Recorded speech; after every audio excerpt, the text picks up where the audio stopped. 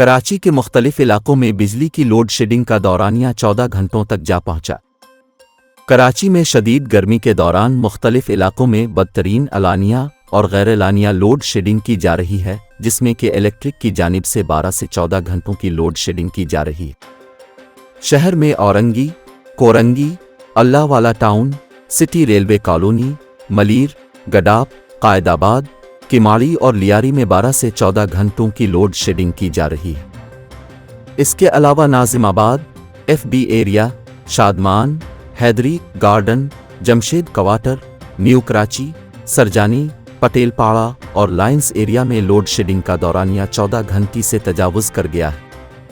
कि इलेक्ट्रिक का मौक़िफ़ है कि जहां बिजली की चोरी है या बिलों की अदायगी नहीं वहां लोड शेडिंग है, जबकि अवाम का कहना है कि बाकायदगी से बिल देने वालों को भी शदीद लोड शेडिंग का अज़ाब झेलना पड़ रहा है।